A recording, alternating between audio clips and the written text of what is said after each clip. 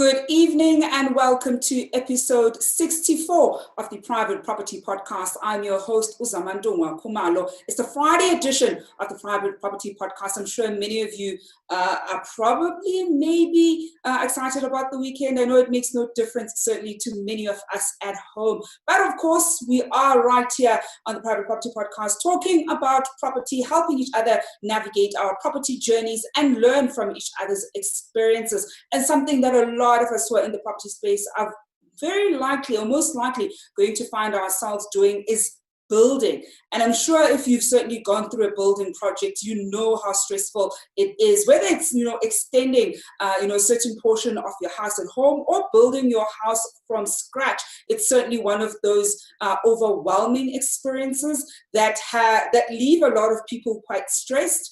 And I'm sure you probably also have quite a number of horror stories about certain projects that you have done. And this evening, what we're going to be exploring is if you're building your home, here's what you need to know before you're choosing a builder. We're certainly going to be looking at the importance of choosing the right builder, making sure that they are accredited, and talking a little bit about the NHBRC. And if you've never heard of them, then you certainly want to stay tuned to find out what they are, what they do, and certainly the value that they can bring in your home ownership journey. And to help us better understand this, I'll be speaking to the acting CEO of the National Home Builders Registration Council, who is Otsile Maseng. Before we start with him, of course, we are running our competition where you stand a chance of winning one of two 1,000 Rand cash prizes.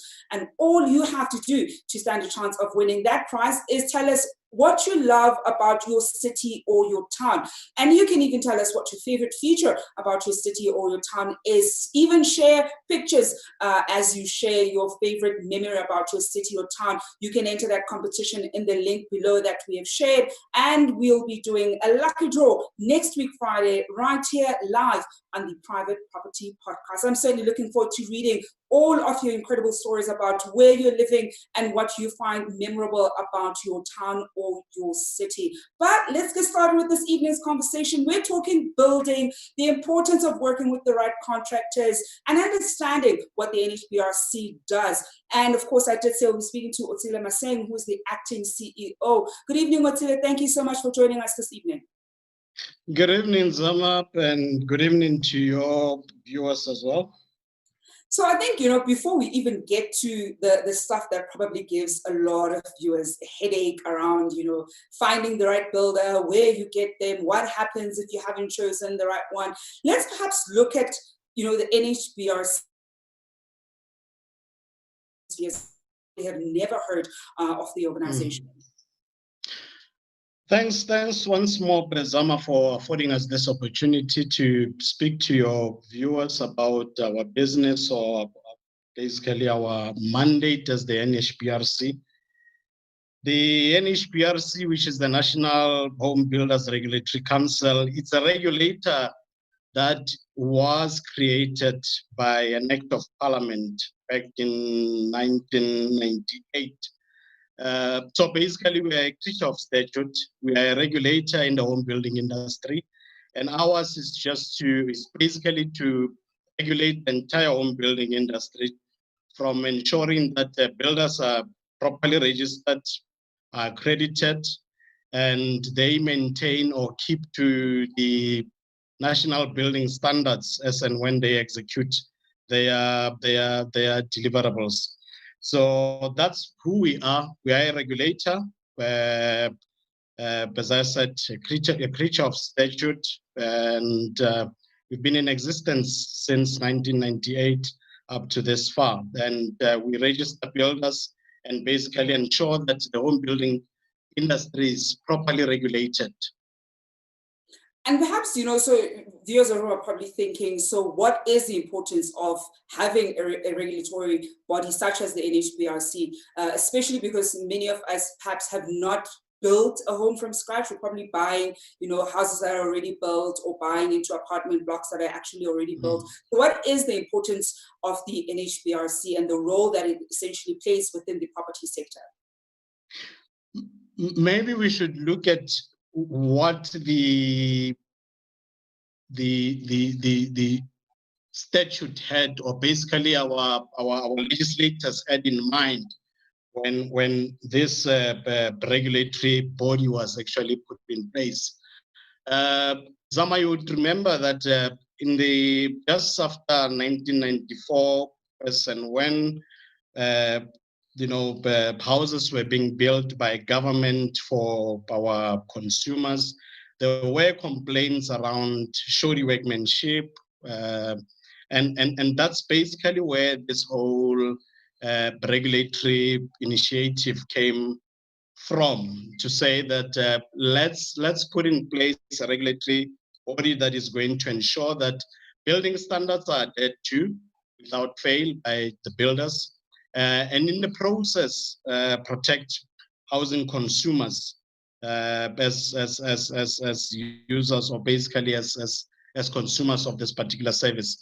So it's basically at the back of those incidents that were a bit or sort of prevalent at that time, shoddy workmanship, that legislators at that time thought of bringing through this tool to have a regulator in space, in this space. So we are actually, as I indicated, regulating the entire home building industry.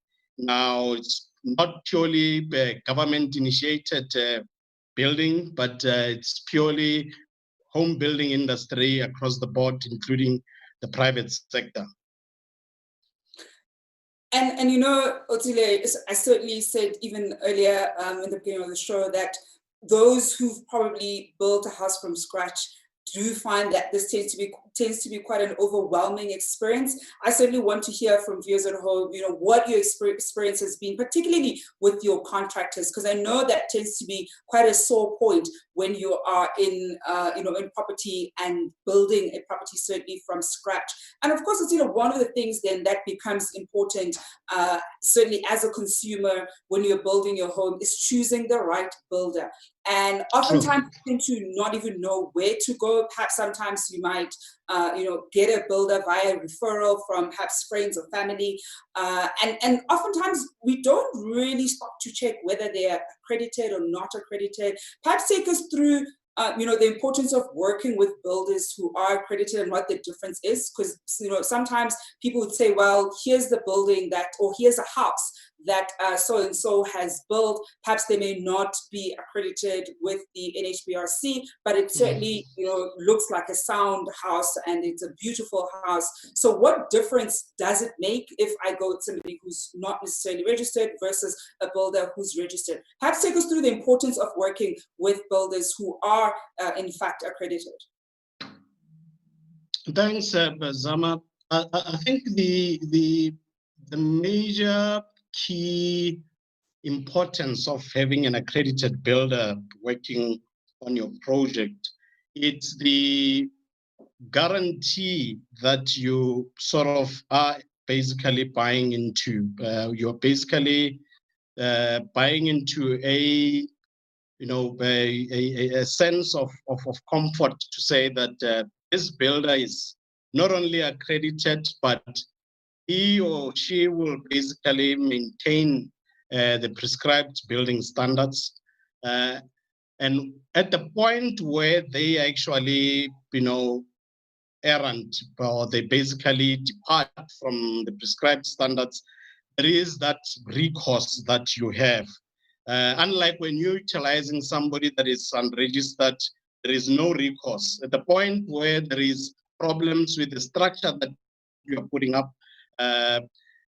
then it becomes an issue between you and the builder, and that normally doesn't give you that form of recourse or form of mediation that we normally offer. And I think it might just be important for your viewers just to narrate what is it that we actually do in that relationship as the NHBRC.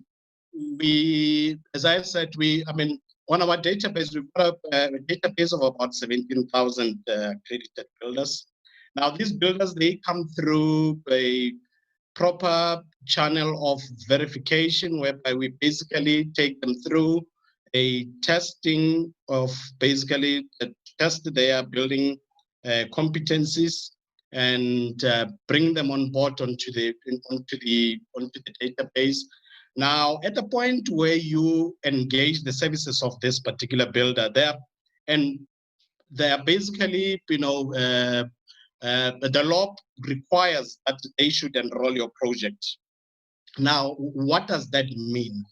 It means that before once the municipality has approved your building plans and everything, it's ready to go, they have to come through to us as the National Home Builders Regulatory Council to enroll that project. Now, that enrollment, it basically buys you a sense of security because it buys you a warranty cover over the workmanship that is going to be discharged during that particular period. So once these properties have been enrolled with us and they have basically ticked all the right boxes and construction starts, we as NHBRC, we undertake a process of ensuring that periodically we visit the construction site to ensure that the builder sticks to the building plans and sticks to the building standards, so that then whatever structure that is going to come up there meets all the building requirements. So at the point where that property has been completed and it has met all the requirements, it then obviously gets a warranty cover from our side. And that's the benefit of utilizing an NHBRC accredited builder, because then that structure now becomes covered under our warranty cover, which would basically then mean that for the next 5 years, now after you have taken occupation of that house, for the next 5 years, there is that sense of security that at the point where you pick up, whether it's structural defects, mainly structural defects out of that property, you are able to come to us as the NHBRC to report those structural defects, and we are immediately able to intervene and mediate and get the builder to go back on site and rectify those defects. In the event that the builder is no longer in existence for whatever reason, probably the company might have gone under through liquidation, and I'm sure you understand the current period that we are undergoing, or we are going through with the pandemic. Most construction companies are going under, they're going through liquidations. But at the point where a company has basically gone under, but you are part, or you are still under a warranty cover, we as the NHBRC, we are able to step in and discharge those rectifications or those remedial works that needs to happen on that particular property. I'm, of course, speaking to Otsile Maseng, who's the acting CEO of the NHBRC. We are taking your questions and comments after this break. And Otsile, certainly one of the things that our viewers at home want to know is around, the recourse that you've spoken about in the event where an accredited builder doesn't do the right job or according to the specs. What exactly does that process look like?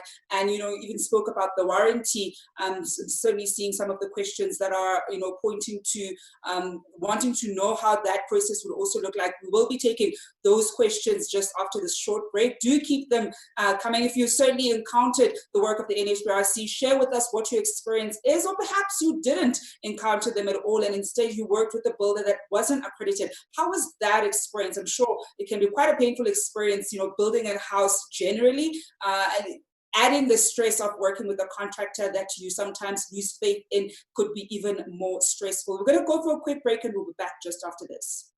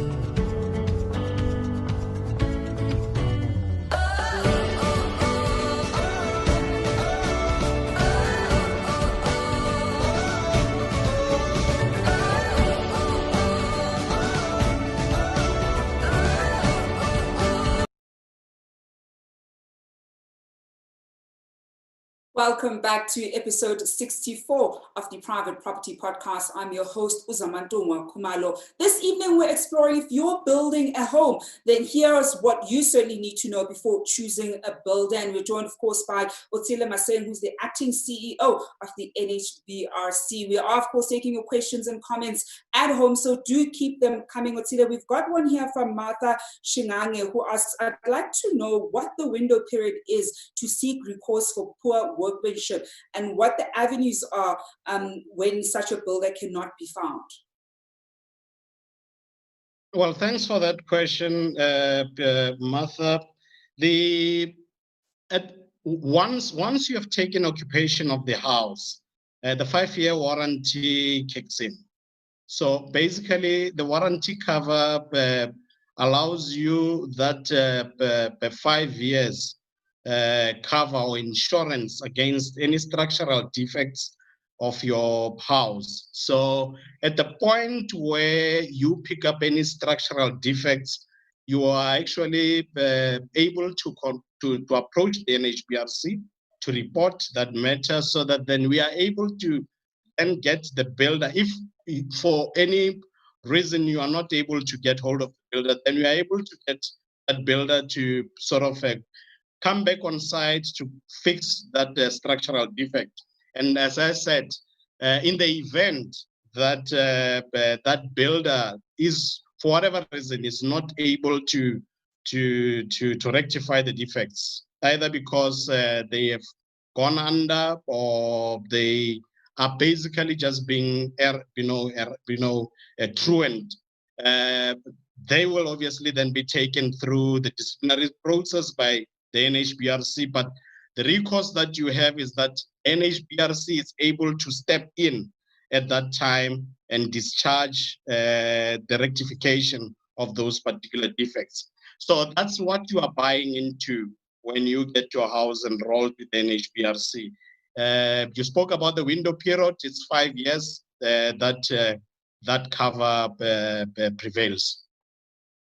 And that certainly answers also Santhiel Tombeini's question, who had asked how long that warranty cover is. It is 5 years. A comment here coming in from Malebu Makahane, who says, I remember in December 2011, at home they extended the house. It was quite a process, but what makes the process faster and smoother is having experienced builders and also having the funds ready. We've got another question here, this time around coming in from, let's see which one we'll take, coming in from Nomfundo Mulemohi, who asks, why do I need your services when one has appointed a structural engineer on the project to attend to the integrity of the new building?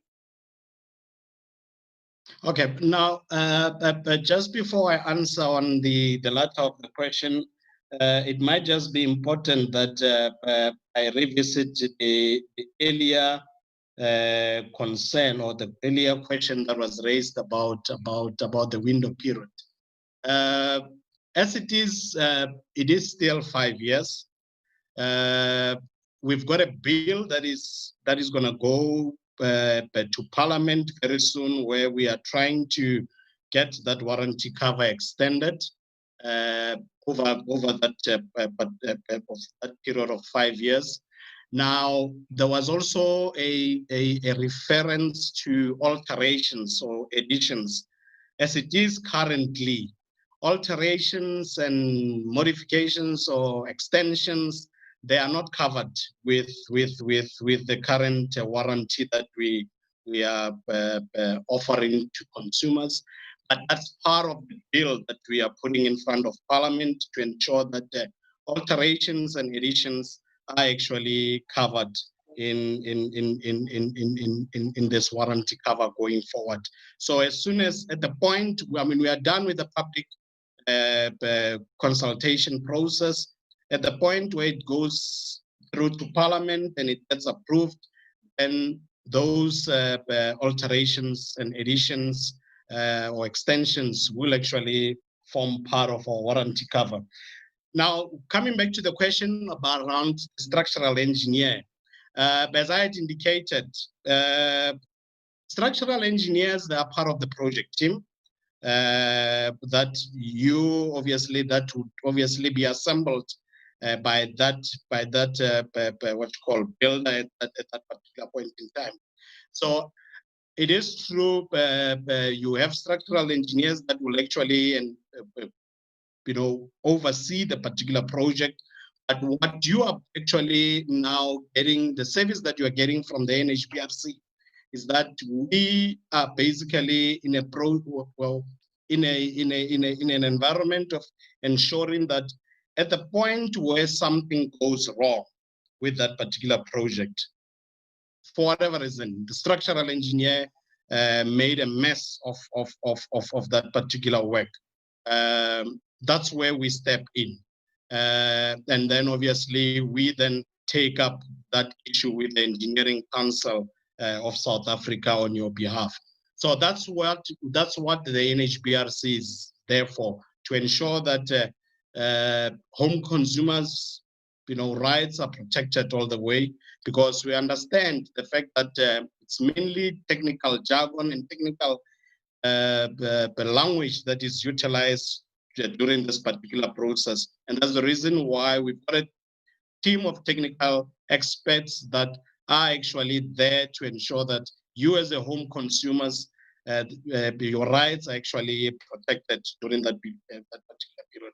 So anything can go wrong, even with the structural engineer being in place, anything can go wrong. So at the point where that something goes wrong, and you have this warranty cover with us, we are able to step in, and we are able to then obviously seek recourse with the Engineering Council on your behalf as the NHBRC.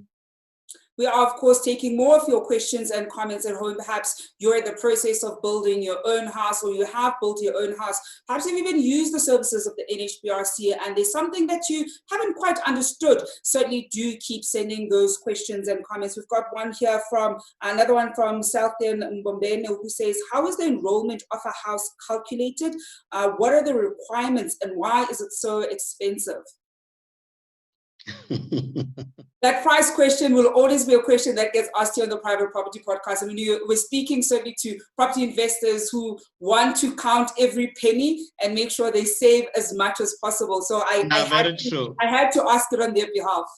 Very true. Now, look, Zama, our tariffs are regulated as well.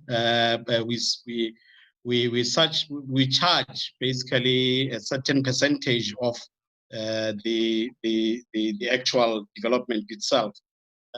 So it all depends on the value of the property that is actually being put up, and that's how we arrive at a particular tariff.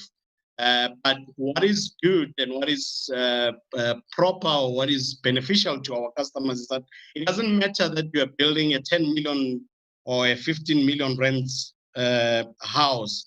Our tariffs are kept up to a certain level, a certain amount, which is 34,000 at the moment.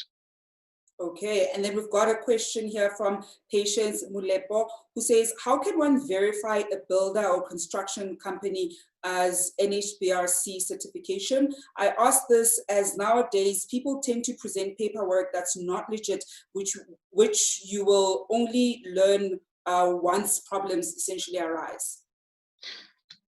I'm happy that that question came through, because I mean we are living in a world where people misrepresent themselves easily through documentation or whatever means. So it's incumbent on the housing consumers, and when you engage the services of a builder, as and when they claim to be NHBRC accredited or NHBRC registered, for you to verify that with our offices. We've got a footprint, quite a vast footprint throughout the country. We've got 23 offices throughout the country, but for ease of reference, it's quite easy for you to just to go onto our toll-free number to check on the accreditation status of that builder. and that number will obviously be able to give you. Now I'm not, I can give it to you now. It's 0800 200 824. 0800 200 824. Now that's our toll-free number where builders can actually, not builders, but housing consumers can utilize that particular platform to verify the accreditation credentials of a builder. But you can always reach out to us, whether it's via email or via our website, just to check on the registration status of that builder. What we do is that the builder's accreditation is only valid for a year. And as and when that expires, they are expected to come back and renew their accreditation. So you might have a builder that is accredited today, but a year down the line, after a year, that accreditation would have lapsed. So it's quite important that as a housing consumer, when you engage the services of that builder, you verify their accreditation status, because for obvious reasons, they will obviously present themselves as accredited to get business, but verify with us so that then we can give you that sense of comfort that you are utilizing an accredited builder, and just ensure for peace of mind that the project is also enrolled. He should or she should be able to give you that proof that the project has been enrolled. And that also you can still verify with us through our offices if you are not satisfied with what is presented to you. So Otsile, one of the big advantages of the Private Property Podcast is that we're not only speaking to consumers who are interested in property, who are property investors, but also those who, of course, want to take their property journey in different directions. So a lot of us, as I mentioned earlier, are probably buying properties that are already built, perhaps even apartments that are already built. But of course, there are investors who want to diversify their role within the property space and see themselves also building. And we've already got a question here from Howard Mukatani, who asks, can we perhaps ask what exactly are the requirements for a builder to be registered or accredited, and what would they essentially have, and would that give them an indication of what they're getting when they are called an accredited builder? All right. Look, a builder, when they seek accreditation, they approach us as the NHBRC for registration. As I said, at that particular point in time, we then obviously take them through a competency test that seeks to establish their competency levels, just to ensure that we are not bringing on board somebody that is going to dispense, shoddy workmanship out there. So as and when you would want to be accredited with us, you approach us as the NHBRC through our various sites, the offices that I've indicated out there, 23 offices that are out there. Indicate your appetite to be on our database. We will take you through the competency test. Once you pass that competency test, and we are sure that this is somebody that can actually go out and provide a good quality service, you are then able to be put onto our database as an NHBRC accredited builder. Now, why do you need to be an NHBRC accredited builder? I'm sure builders would know in their space that the bank, for instance, doesn't fund any project that is executed by a builder that is not NHBRC accredited. So it's a requirement even for financing, for project financing, that you must have an NHBRC accreditation. Government on its own doesn't utilize any of builders that are not NHBRC accredited. So it's a requirement for the law from that piece of legislation. building houses without being accredited by the NHBRC is actually an offense. And in actual fact, that's what our enforcement, wing is basically heightening up to try and ensure that we get to, obviously, to those builders that are busy erecting structures without being accredited with us, because it's a requirement, it's a legislated requirement that every home builder must be accredited and be registered with the NHBRC. So that's the value of being an NHBRC accredited builder. One, you are compliant with the law, but two, you are able to discharge projects that are obviously fundable, or basically that can be financed by all financial houses, because that's a requirement from all of those institutions. Thank you very much there, Otsile. We've got another one here from Lydia van der Merwe, who asks, what happens if your builder registered your property with NHBRC? However, it was only an alteration and addition, so no enrollment was necessary. All COC certificates are non-compliant, and head building inspector failed to do an inspection, so gave a temporary occupation certificate, which has now been withdrawn. Gas is a criminal offense, METEC certificate fraudulent, and the NHBRC says they cannot assist as it was as it should never have been enrolled. How does this builder get away with this? So essentially, what recourse would one then have with that particular builder in this situation? All right, Zama, as I indicated earlier on, alterations or additions, as it is currently, they are not covered by the our warranty cover, and they are not enrollable with the NHBRC. So as it is currently, you cannot come in and enroll an addition to your house or an extension to your house. But that's what we are trying to remedy now with the bill that we are taking in front of Cabinet and Parliament ultimately to amend, so that then alterations and additions actually form part of our scope. So as it is currently, additions and alterations are not part of our scope. So if the viewer there was under the impression that their alterations were enrolled with the NHBRC, I can safely say that there is obviously some form of misrepresentation from that particular builder.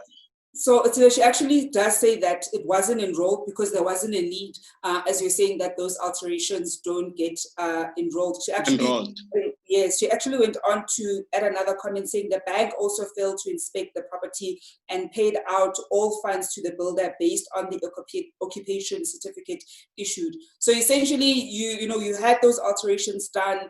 They're not currently to standard. They issued out, certificates that we certainly, as the viewer, has moved in, you can see that they show fault in the particular building or in the property. What kind of recourse, essentially do they have? They certainly can't go to the NHBRC as it stands, as it doesn't fall within the scope of the work that you do. But what other means can they perhaps try and remedy the situation that they find themselves in?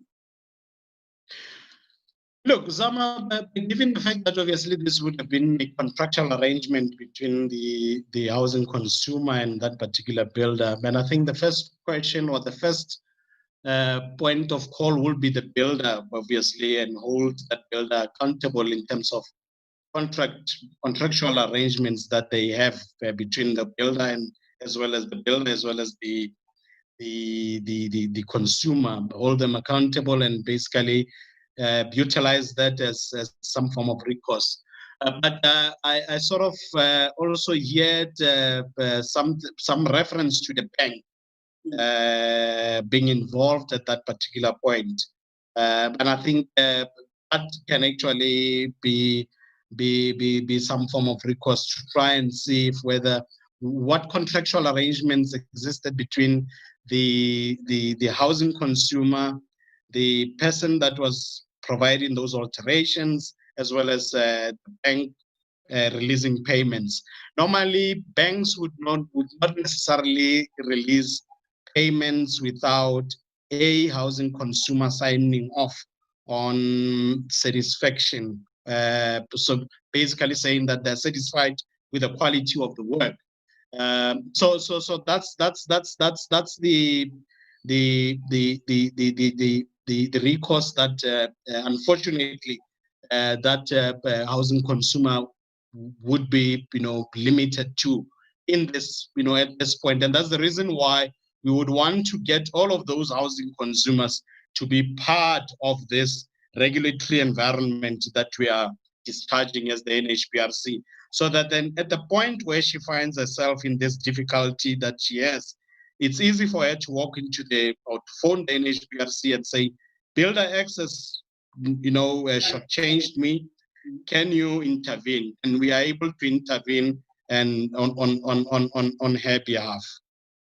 Otsile, the last two questions this evening. The first one comes from Lebogang Mongo, who asks, can a foreign national register with the NHBRC as a builder? Come again, I didn't get that. Can a foreign national register with the NHBRC as a builder? A foreign national. Yes. Look, Zama, if a foreign national is legally in the country with proper documentation, they are and their company and their business is properly registered, in line with the requirements of the law of the Republic. Yes, they can actually, they register with us. But those that are not in the country, legally, they have not been given the proper, residential permits or residential, approvals. Definitely not. They are not amenable, or they're not acceptable to sign up with us. The last question for this evening, Otsile, is how often are NHBRC inspectors required to inspect their new house, and is there a completion certificate issued by the inspectors before the house can be occupied? Yes, and as part of our building standards, there is a minimum number of inspections that needs to be discharged by our building inspectors, and that minimum is set at 4 at the moment, and that's basically at the foundation phase. So at the point where the builder deals with the foundation, our inspectors are supposed to be able to inspect that foundation base and give it a thumbs up if they are all satisfied with it meeting all the requirements. And then there is also a second inspection that we do at substructure level, when we actually go right up until the roof level of the house to inspect, to ensure that compliance is dispensed. Do we issue out the certificate in this particular regard? Yes, we do. Once the house meets all our requirements, we are in a position to issue out a certificate that basically indicates that the house has actually met all our building requirements. And from that point, once the customer or consumer takes occupation of the house, and the house immediately falls, or basically is part of our warranty cover, or it's covered within our warranty cover going forth. Otsile, we're going to leave it there this evening. Thank you so much for joining us. Thank you, Zama, and thanks to your viewers. I think it has been a very wonderful session with your viewers. It was important for us to come to clarify what is it that we are doing in the home building industry, and we basically encourage all users or housing consumers out there to ensure that all their projects, home building projects, are registered with us going forth in order for them to be covered, our insurance cover. Thanks. And that is Otsile Maseng, who is the acting CEO of the NHBRC. We certainly have a lot of people who are either building houses, have built houses, or certainly have ambitions of building houses. If you want more details of the work that the NHBRC does or their contact details, should you perhaps think you're going to need their services in the future, we have posted them down here below. So do reach out to them. And of course, that toll-free number that Otsile shared with us is 0800 200 824. So you can reach them should you have any complaints about a builder that you are working with. And that brings us to the end of the Private Property Podcast. It certainly has been a great week of talking property, talking investment, and of course, growing our property portfolio. We're going to be back again Monday right here at 7 o'clock on the Private Property Podcast, but we don't leave you over the weekend. You can, of course, tune into the Developers Show at 1 o'clock with Umandisa, as well as on Sunday at 1 o'clock. You certainly do not want to miss the profile of some of the best estates that the country has to offer. Until then, it's been quite a great one for myself, Zamantu Kumala. I do hope that you're going to be staying home and staying safe over the course of the weekend. We'll be back on Monday. Thank you. Hi, I'm Nh Blanche, and I'm part of the SA Women's Hockey team. And I'm the technical director of Tax Hockey. And I'm also the assistant coach for the first team ladies. I moved to Ferry Glen about 5 years ago. Ferry Glen is a really safe place and the people are really kind. Some of my friends live really close by in suburbs like Equestria and Olympus.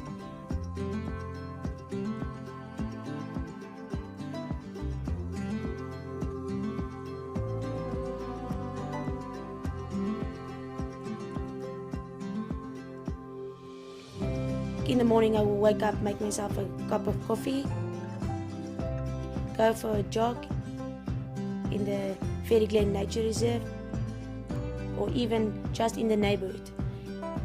It's safe, quiet, and the environment is really nice. I love Ferry Glen because I'm near the city but I'm not in the city.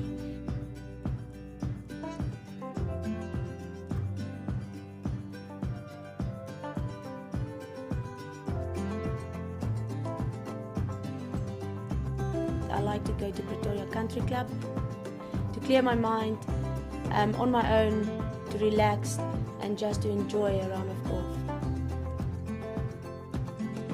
In Pretoria East we really have nice places to visit like Menlyn Mall and Brooklyn Mall that is really close by. There are also a lot of top schools in the area like Pretoria Boys High and Hoërskool Menlo Park.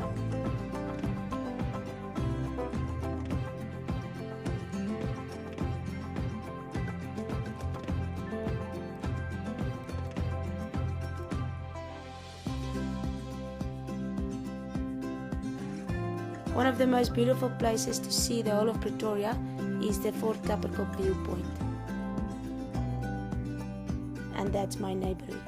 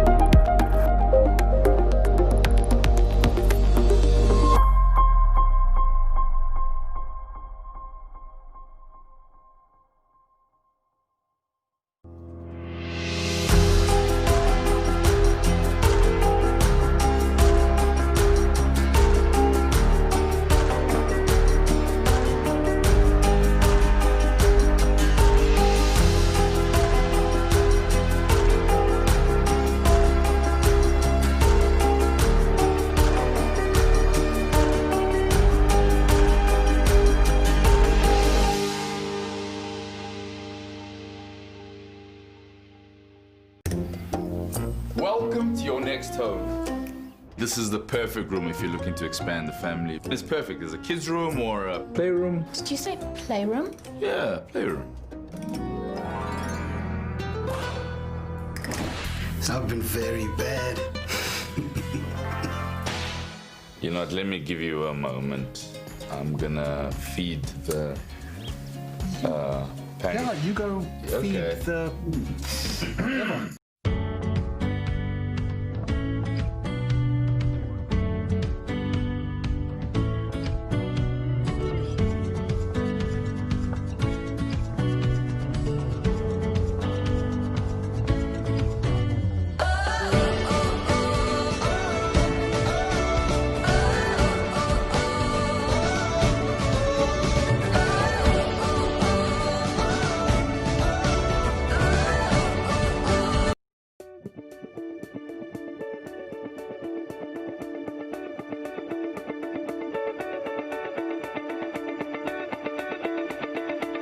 Tips for dealing with the bank. So perhaps you're renting in a property where it is run by a body corporate. Understanding the basic calculation, income minus expenses, and you want to be left with a positive income. It is a very tough game. It's not easy at all. To stay ahead of knowing exactly what your clients need, what their teething issues are. Have a joint move-in inspection. That a lot of people that are coming into sectional title homeowners associations are just like you described, not only first-time homeowners, but first-time owners and residents in community schemes. They get to see the perspective from the other side of the aisle. And I think that's a really important thing to do. It's a market that's estimated to be transacting at least 9 billion rand per year. So it's a huge market. In order to get there, you need to be able to build up a track record. Your cash flow model needs to be sharp. A quote comes to mind. The best time to buy a property was about 10 years ago. The next best time is now.